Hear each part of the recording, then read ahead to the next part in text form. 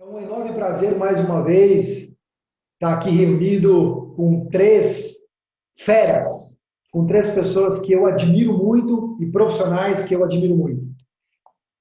Vou começar pelo Pablo Mazzotti. Eu tive um enorme prazer de conhecer o Pablo há algum par de anos e ninguém melhor do que ele para se apresentar. Como é que vai, Pablo? Tudo bem? Olá, Fabiano.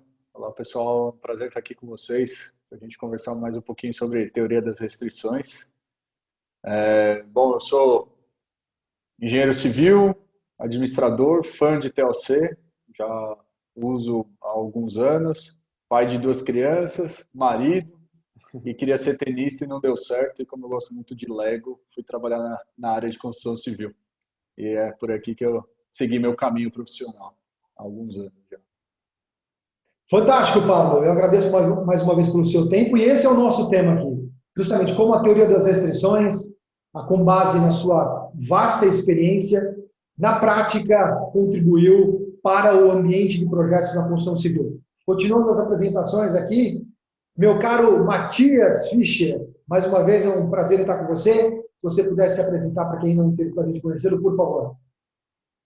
Prazer é todo meu em conversar com as outras três feras, incluindo você, né, Fabiano? Um zoológico. Exato. É, eu sou Matias Fischer, sou engenheiro de produção, também aficionado por TOC, trabalho há acho que 14, 15 anos, toda vez eu perco a conta já. Tenho um pouco de experiência em construção civil também, com a parte de projetos, mas também na parte de TI e outras áreas da TOC também. Também não pude ser jogador de hóquei, Pablo, então tive que trabalhar. Bacana, Matias. Muito obrigado mais uma vez. E por último, mas não menos importante, olá, meu caro Javier. Hola, Fabiano. Dicen que el burro al último, siempre, ¿no? Sí, un placer para mí estar aquí con vocês y compartir este bate-papo acerca de corriente crítica aplicado a ambiente de construcción y derivadas, ¿sí? Pues me toca participar supuestamente como experto en teoría de restricciones, proyecto y todo. Mi contacto fundamental inicial con corriente crítica aconteció en Procter & Gamble, cuando estaba trabajando en desenvolvimiento de productos para América Latina.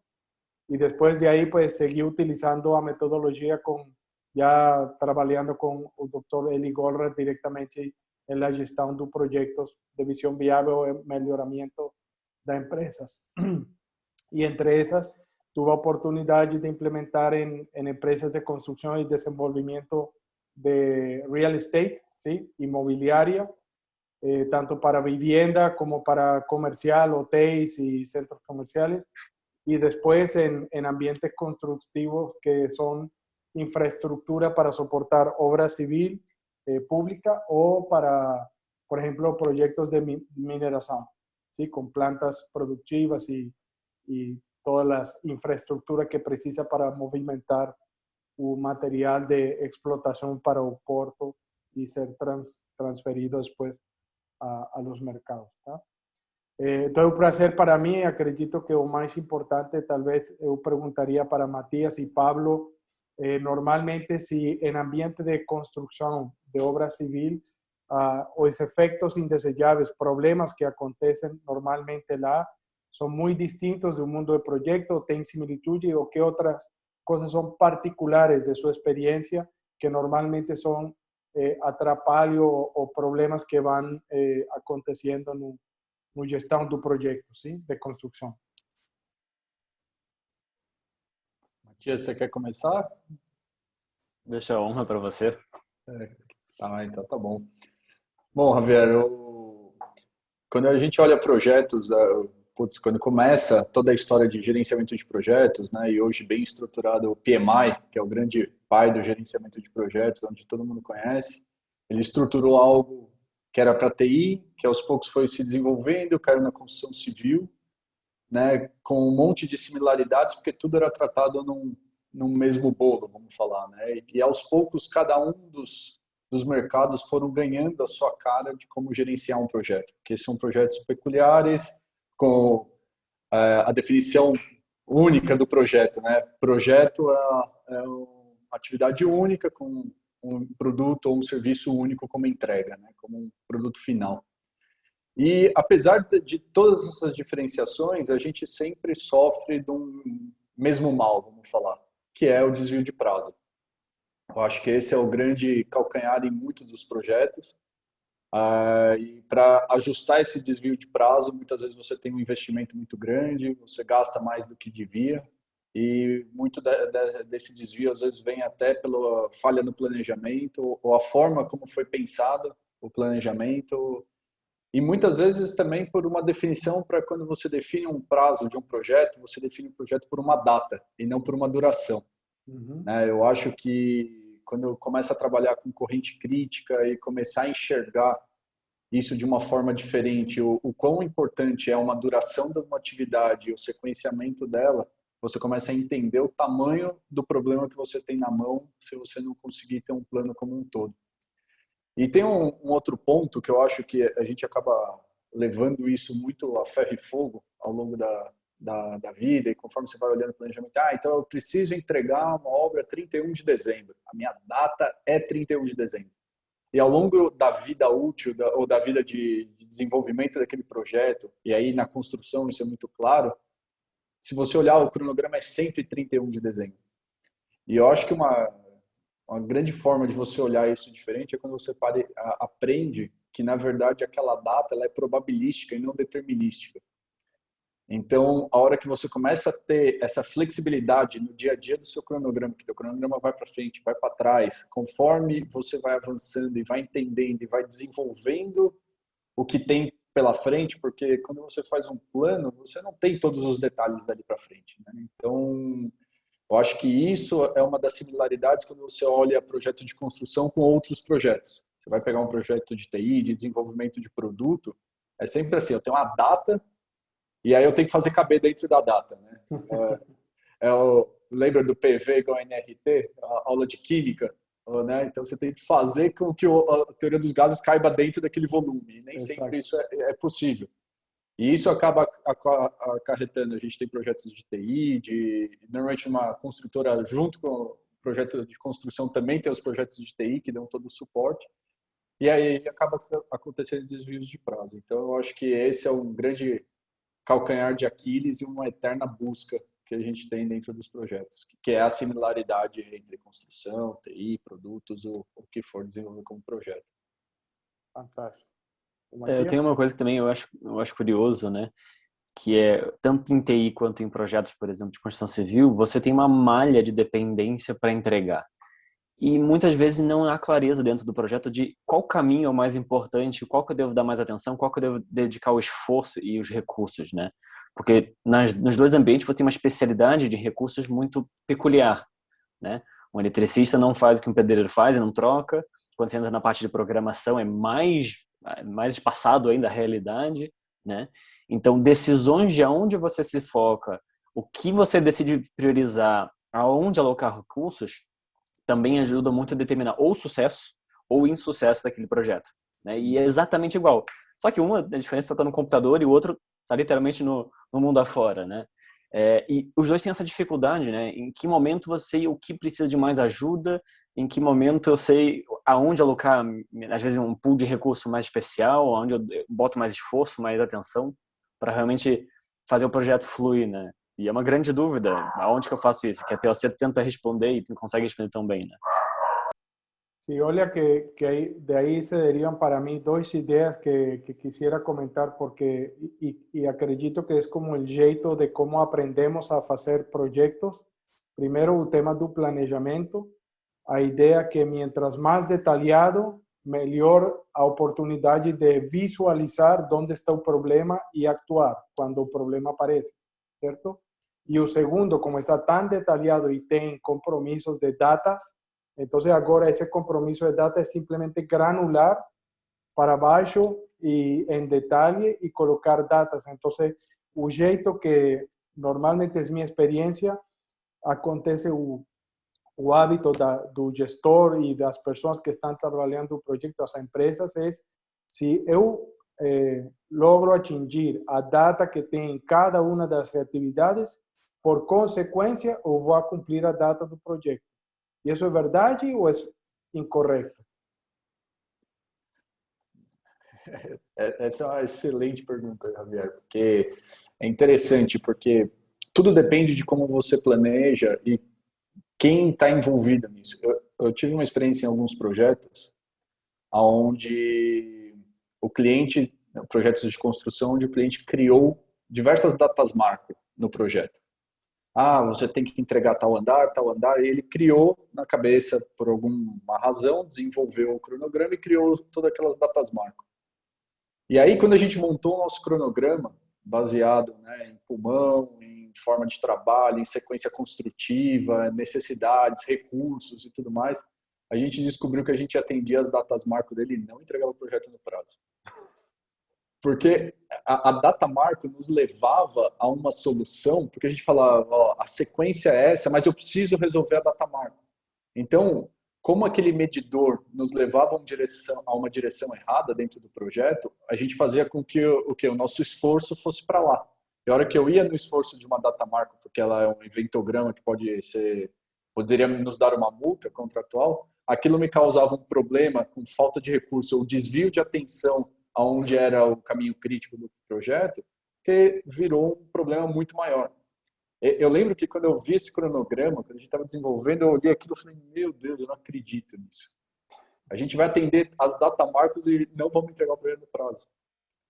Né? Então, eu acho que esse foi um paradigma muito interessante que, ó, usando corrente crítica e TLC, você vai quebrando um monte de paradigmas. Né? Não nem entrar nesse detalhe. Mas esse foi um que foi muito interessante, que eu vivenciei na pele. Assim. Sim, e eu gostei desse exemplo, Pablo, porque precisamente revela a contradição.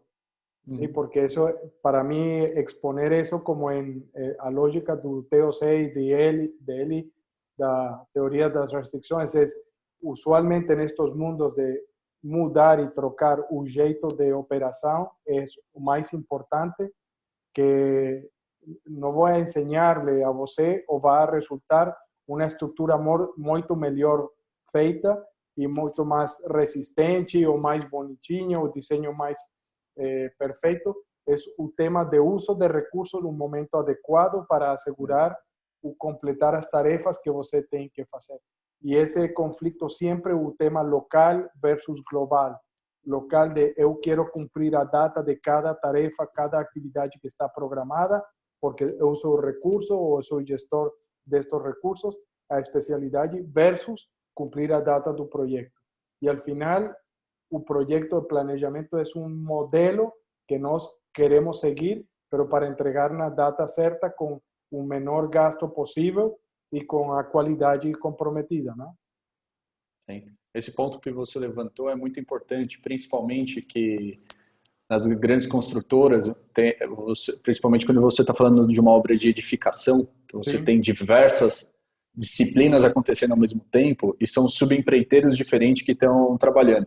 E aí cada um deles tem suas datas marcas, seus compromissos de verba, de valor que ele pode gastar e das entregas. Só que todos eles são interdependentes, porque se eu não conseguir fazer com que todos eles trabalhem em conjunto, não adianta um bater a meta. Todos eles ficam de fora se todos não trabalharem junto. Eu brinco que quando você está fazendo uma laje corporativa ou até um prédio residencial, você tem lá aquela laje enorme, tudo mais, o que você tem que fazer, mas o que dá trabalho mesmo é o banheiro, que é desse tamanhozinho. Você tem o eletricista, o encanador, o cara do contrapiso, o cara que vai fazer o piso, o que vai fazer o forro, vai instalar a luminária, o cara do espelho, tudo isso acontecendo ao mesmo tempo. A hora que você vai ver um banheiro de 8 metros quadrados, tem 6 caras lá dentro, porque no teu cronograma estava todo mundo ao mesmo tempo para fazer. E concatenar tudo isso é fundamental para você conseguir ir para frente dentro do seu cronograma e conseguir atender suas datas de entrega e compromissos. Né? Então, esse é um ponto fundamental. E se eu pedira para você e Matias, inclusive Fabiano, que tem experiência com corrente crítica, qual é o jeito, o mindset mais importante que mudou para você quando tinha que falar com subcontratistas, subempreendedores, sim, e as pessoas, como organizar o trabalho de dia a dia? que mudou aí? Que cambia? Melhora algo ou não? Melhora, claro que melhora. Uma que quem está falando, quem está à frente, conhece melhor o problema do que ele conhecia antes. Então, eu acho que isso já dá muito mais propriedade para a pessoa que está explicando aquela situação. Quando eu vou te contar um problema ou uma solução que eu espero de você, se eu sei bem o problema que eu tenho, é muito mais fácil de eu conseguir organizar o pensamento e a forma como eu vou te explicar. Outra coisa que fez muito sentido quando a gente implantou corrente crítica é que a gente fazia um cronograma a diversas mãos. Então, a gente trazia os subempreiteiros para nos ajudar a fazer os encaixes e as necessidades, tanto de quantidade de recurso, produtividade e sequência construtiva. Então, quando eu pegava um caso igual esse do banheiro, você traz os 3, 4 empreiteiros que vão estar envolvidos e ajuda e usa-os para que a gente consiga definir a melhor forma e sequência de trabalhar. Então, esse é um grande ponto que você já consegue trazer. E quando você começa a olhar o cronograma sem, vamos falar, sem gorduras, né? Porque a gente fala do pulmão, a gordura, o nome que a gente quiser dar do buffer, né? A gente começa a perceber o tanto que é importante o preparativo das atividades. Então, a gente começou a perceber que ao longo do tempo, mais do que olhar o cronograma todo, porque o cronograma macro ele se encaixa. A gente tem que olhar o médio prazo, que é o que são as atividades que vão acontecer daqui 2, 3 ou 4 semanas que podem impactar, que não estão organizadas. Então, a gente começou a olhar as nossas restrições com um pouco mais de tempo para frente. Então, vou construir uma parede, eu já tenho o bloco está contratado, já sabe quem vai fazer, então está chegando. Então, você coloca aí as atividades de suprimento dentro da obra, de logística dentro da obra, muito antes, para que você consiga garantir um fluxo de trabalho contínuo dentro do canteiro. Então, esse é outro ponto que é muito importante. E aí, eu acho que o terceiro é a forma como a gente mede, né? Que é a hora que você começa a medir o tempo, você começa a medir pelo saldo de tempo que você tem a executar dentro da atividade, em vez do tempo que foi incorrido. Essa quebra de paradigma é um negócio meio assustador, porque aí você começa a perceber o tamanho do buraco que tem ali na tua frente. É um negócio que você começa a olhar para frente e você fala, calma aí. Então, aquele prazo de 180 dias, se eu continuar errando nos próximas 2 semanas, isso aqui já virou 220 dias. Aí já tô com a água no pescoço. E um alerta que vem muito antes e com muita antecedência, que acontecia em um jeito normal de estar fazendo o seguimento do avanço do projeto. Sim, e antes de passarle a palavra a Matías, queria só comentar, quando você está falando de olhar as restrições um meio tempo, mais um prazo de horizonte mais longo, isso tem muito que ver em uma sincronização muito boa com Lean Construction, porque tem o sistema de last plan e de todas as restrições. Pero que en mi experiencia, que acredito que fue una ganancia muy importante, fue colocar a TOC y corriente crítica como paraguas, umbrella, ¿sí? Sobre Lean Construction, porque Lean Construction, en mi experiencia, es limitada, pero la experiencia que tengo, normalmente a líneas do balanço que tem com diferentes atividades, a ideia é tratar de soster o rendimento da especialidade que você está ativando. E o efeito que isto tem, por querer proteger a velocidade de uma especialidade, termina tendo um WIP de apertura de trabalho muito maior.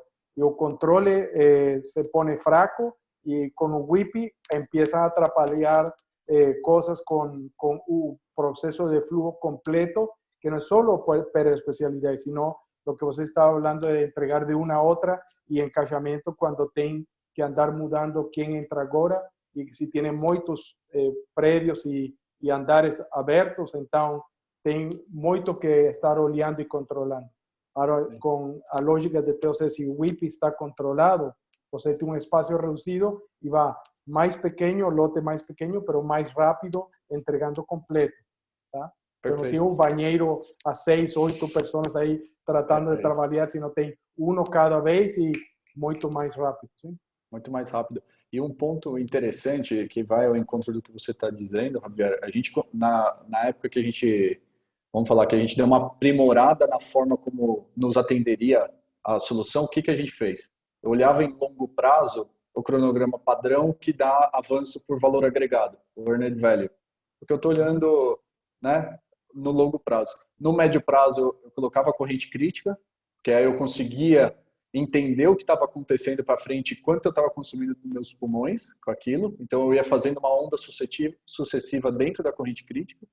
E daí, dos cronogramas de 2, 3 semanas, a gente fazia o last planner para poder fazer as atividades do dia a dia, né? Que era a história. Não era um planejamento, aí era uma programação, que aí eu já tinha retirado as restrições. Exacto. Y además con eso te lo que estoy haciendo, cuando tengo las planes y ahora ejecuta un día a otro, tiene la lógica do full kitsch, ¿cierto? Y Perfecto. full kitsch y colocar todo lo que precisa en los andares donde va o en el predio donde va, materiales y todo equipamiento para que cuando el subcontratista está llegando lá con a capacidad completa, espera uno, ¿sí? Entonces ahora todos los casos pueden empezar a trabajar sin retraso y sin interrupciones, ¿cierto? Perfeito.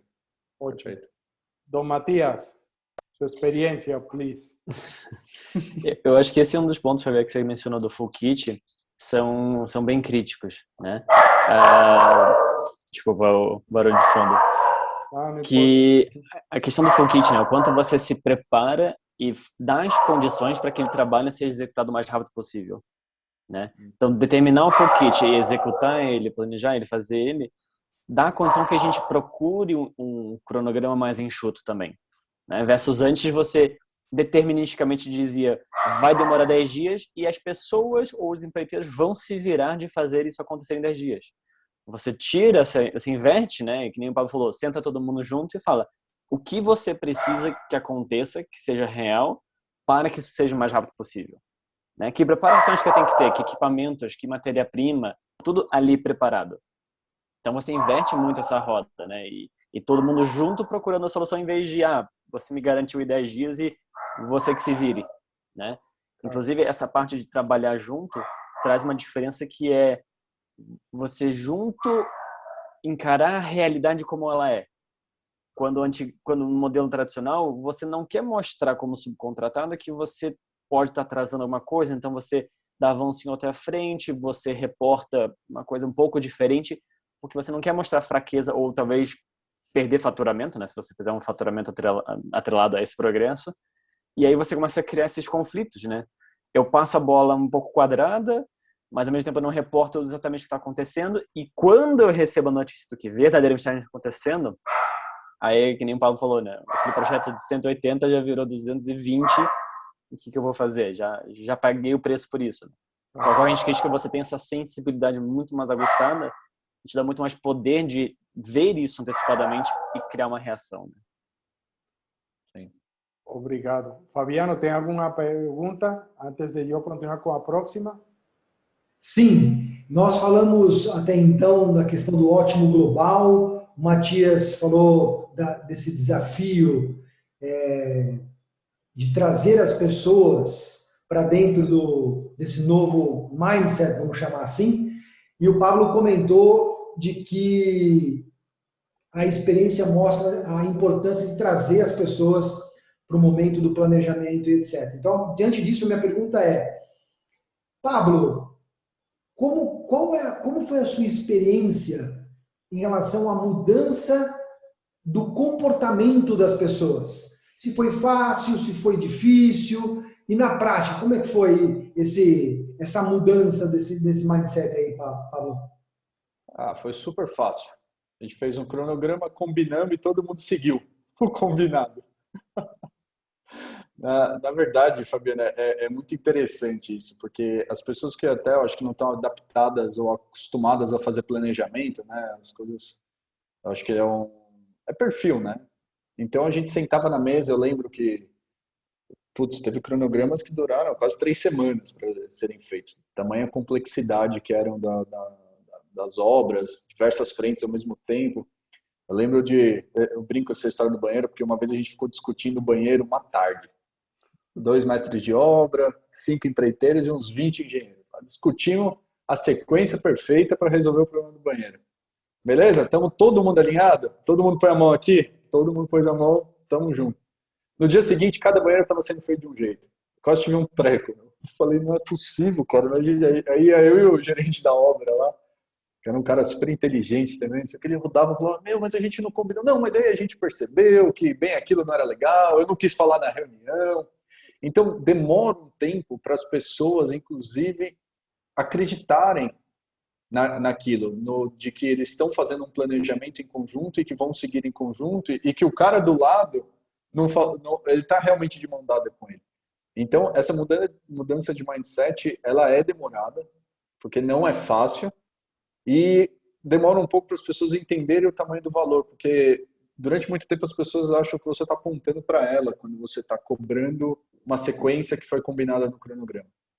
E aí, aos poucos, isso foi criando um entendimento do todo e do tamanho da complexidade que acabou trazendo o pessoal um pouco para dentro e para o acompanhamento do planejamento.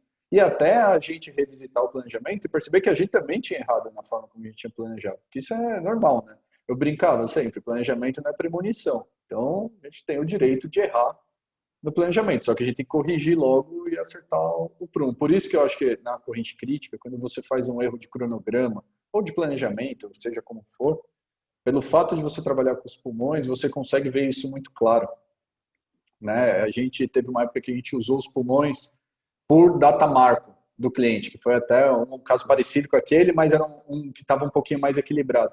E aí a gente conseguia entender as entregas importantes aonde estava o desvio.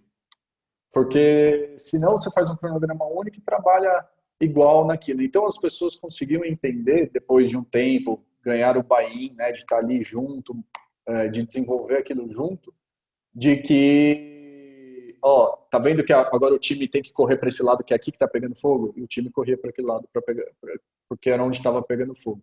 Mas não é fácil, mas é importante. E até um pouco, se eu puder adicionar alguma coisa aqui a mais, eu lembro que até, por exemplo, a gente percebeu uma vez numa das obras, né, isso foi até uma solução do time de obra, que o nosso grande gargalo era a subida do drywall na cremalheira, que é o elevador de obra. Uhum. E aí, o pessoal, o que ele fez? Eles mudaram a forma como vinha o drywall, era o drywall e o piso, e mudaram o tamanho dos lotes do piso. Eles sabiam de TOC? Acho que não, estava chegando em corrente crítica. Mas se você pegar o livro de TOC do varejo, como que chama? Que não é óbvio. Não é óbvio? Não é óbvio. Exatamente a mesma solução. Por quê? Na verdade, eles usaram o bom senso e o que é natural para aquilo resolver. Então, conforme você vai percebendo isso dentro de um cronograma ou de uma gestão por corrente crítica, você vai ficando mais confortável com aquilo e aí você consegue ou fica com vontade de seguir o que foi planejado.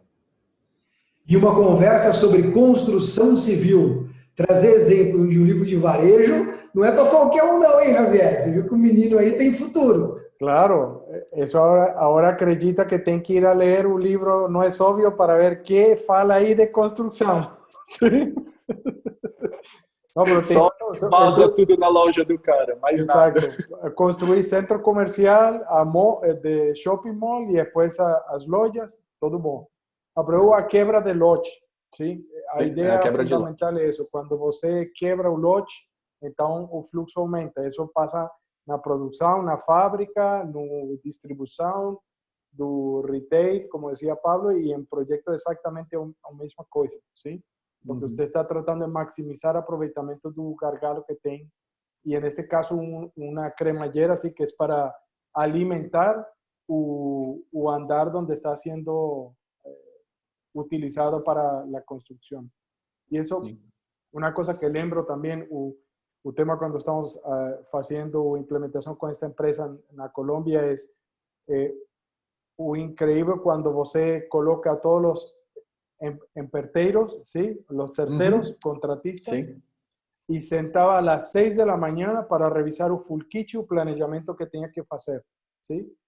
E agora, o mudança que hicimos em um projeto que começamos de princípio a fim foi o jeito que nós queremos de vocês vai entregar apartamento completo. Não é metros quadrados pintados ou metros construídos, não. Apartamento completo, o apartamento se completa, fecha e vai para o seguinte.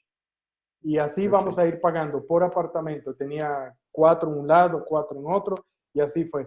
E o que aconteceu é que o proyecto estaba para terminar, por ejemplo, ya no lembro qué mes era, pero digamos que era para septiembre 2019, ¿sí? Y era probablemente mayo, y ya a mayoría do edifício, porque era para un hotel, ya estaba listo. Y el único retraso que tuvimos fue que había un cálculo mal feito para a estrutura do balcão, ¿sí? A sacada. ¿Ah? Sacada. De la sacada, y la estructura falló en los primeros montados y se cayó el primero. Y hubo que reconstruir y hacer y volver a hacer todos los pisos, ¿sí? Y con eso terminamos, aún así, en vez de terminar en septiembre, terminamos a finales de julio. O sea que todavía terminamos como un mes antes tu compromiso de proyecto, con todos los retrasos que tuvo, pero solamente con entender para los contratistas que o jeito mudó. Es qué tan rápido puedo entregar completo en lugar de qué tantos metros puedo hacer por día. ¿Sí? Sí. Perfecto. Fischer, y en tu experiencia con construcción, ¿cómo hiciste con los contratistas? Voy a tener que aprender esa palabra. ¿Cómo es? ¿Empreiteiros? Empreiteiros.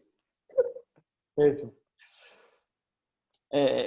Uma coisa que eu achei curioso, assim, dessa relação que a gente teve na implementação, né? E eu também encontrei esse mesmo paralelo quando a gente entrava na parte de TI, né? Esse lado que o Pablo falou, da desconfiança, né? Quase como você está tentando me enganar de algum jeito e eu estou tentando me proteger de algum jeito também, sabe? E demora muito para realmente os dois baixarem a guarda e falar, ok, os dois têm o mesmo objetivo, todo mundo só ganha dinheiro se tudo terminar, se o projeto terminar, né? Até ter esse alinhamento e realmente, assim, até abrir o quanto o pulmão tem, né? Entender que não é culpa de ninguém, que as coisas, né? Como é que alguém teria calculado errado, né, a sacada e por conta disso seu projeto teria atrasado? São variações e variabilidades que todo mundo sofre. Como o Pablo diz, né? Ninguém consegue ser perfeito. Mas como é que a gente juntos supera isso? Então acho que esse é o principal desafio de quebrar aquela mensagem, olha, sou eu contra você, tudo bem, eu tô te pagando, mas sou eu contra você. E cada reunião um estresse nessa briga, né? Culpa é sua, culpa do outro. Versus, não, olha, aqui tá a situação, o que tem que ser feito para realmente deslanchar o projeto. Eu acho que essa é uma das melhores transformações que tem. Demora, né, Paulo? Consome tempo, muito esforço, muito suor, mas é verdadeiramente recompensador quando você vê isso começando a surtir efeito, nas pessoas já começando a procurar isso, né, e como isso se reflete no projeto. Eu até, se eu puder adicionar um ponto interessante, por favor, Paulo. Porque tem uma das coisas que eu gosto muito na TLC, é porque tudo é muito, vamos falar, óbvio, apesar de não ser fácil, né? Mas é óbvio e intuitivo, principalmente depois que alguém te mostra.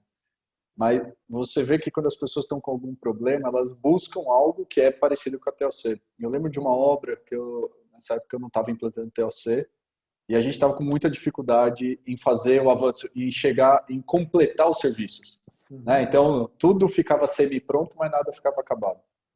E aí, o gerente da obra da época, ele teve uma ideia, ele criou o Tour da Sexta-feira.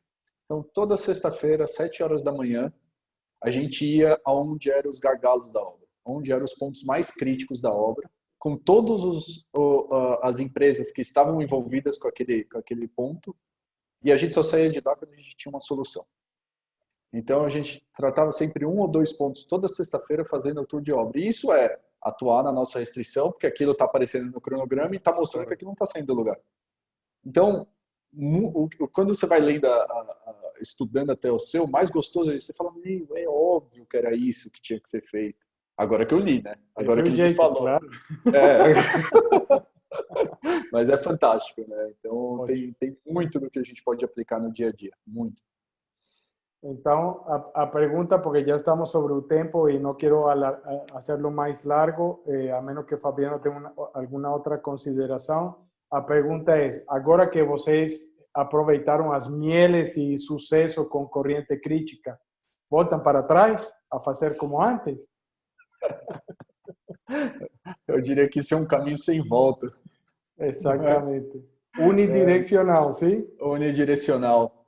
O Fabiano tem uma frase que eu adoro, que é: nem tudo que eu faço é TOC, mas em tudo que eu faço tem TOC, né? Então, a forma como o teu mindset fica estruturado, ou como fica o setup do seu mindset, é uma coisa que não tem volta. Então, você não consegue olhar um cronograma, olhar um contrato, olhar a forma como você vai trabalhar sem ter aquilo estruturado. Deixa eu pensar onde que eu tenho meus pulmões, onde aqui é meu gargalo, onde eu preciso atuar, qual é a minha principal restrição, para onde que eu tenho que ir.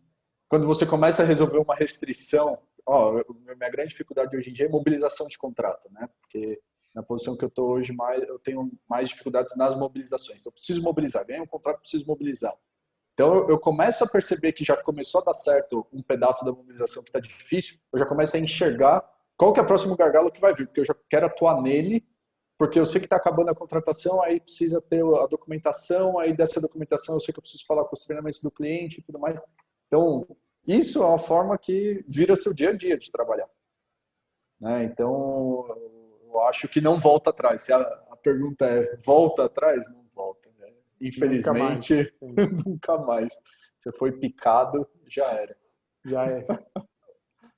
Y última cosa es, ahora solamente para fechar bien arrumadinho todo es, entonces después de esa experiencia y aplicando corriente crítica en ambientes donde hay alta tecnología, lean, construction, todo esto, ¿cuál es el resultado o beneficio obtenido para los proyectos?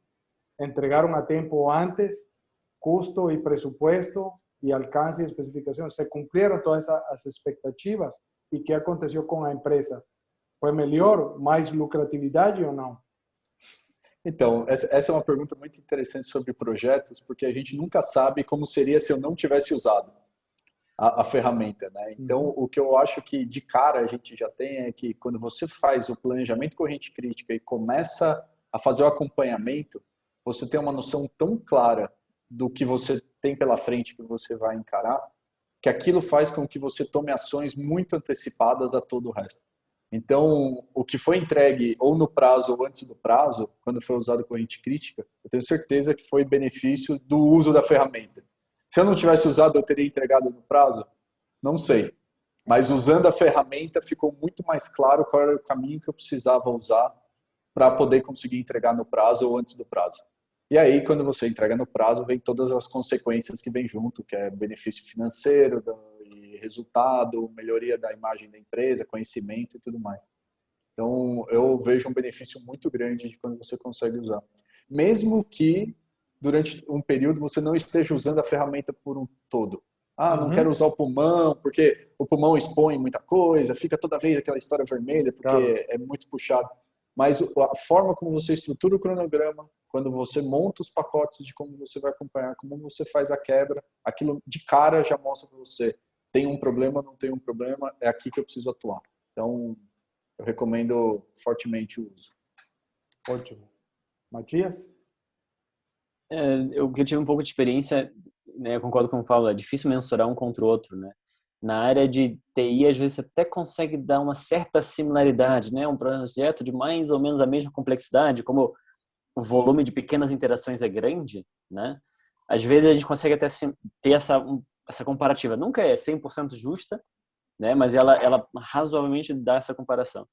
E, realmente, os resultados, quando a gente consegue implementar, são fantásticos, assim, de projetos serem entregue 30% mais rápido, e usando o mesmo pool de recursos, né? E não é que foi 30% mais rápido por conta do chicote que estava todo mundo em cima. Pelo contrário, né? Todo mundo harmônico, sabendo onde focar, né? Essa história do passeio da sexta-feira procurando a restrição é fantástica, é exatamente isso.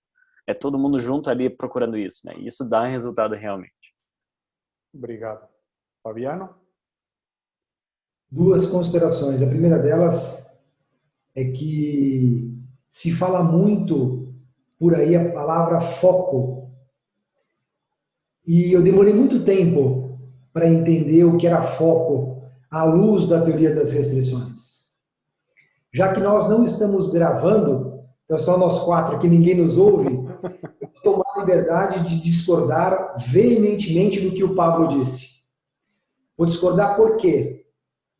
Eu tive o prazer de conduzir um programa de capacitação e certificação dos processos de raciocínio da teoria das restrições, onde o Pablo participou.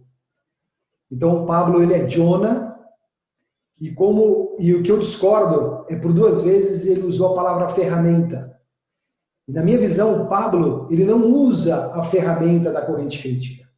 Na minha visão, por ter tido o prazer de estar ao lado do Pablo, ele usa uma filosofia de gestão em que, por hora, ele saca algumas ferramentas, dentre elas, eventualmente, a ferramenta da corrente crítica. E aí eu demorei muito, Pablo, Javier e Matias, para concluir agora de fato. Um vídeo que tem no nosso YouTube, né, da Goldert Consulting, onde o Goldert aborda a harmonia. Então eu acredito que a teoria das restrições aplicada no ambiente da construção civil, que é o tema hoje aqui da nossa conversa, ela contribui de forma significativa e decisiva para a harmonia entre as principais partes envolvidas. Essa é a minha contribuição final, Javier. Obrigado, e acredito que com essas palavras filosóficas finais podemos fechar a bate-papo e a conversação. É muito gostoso para mim poder vê-los outra vez e falar com vocês deste tema que é apaixonante. Mais uma vez, muito obrigado, Matias, obrigado, Pablo, obrigado, Javier. Fiquem seguros, muita saúde e um forte abraço. Hasta la Muito próxima. obrigado, Até foi um mais. prazer. Obrigado, Pablo. Um abraço. Abraço. Até mais, gente.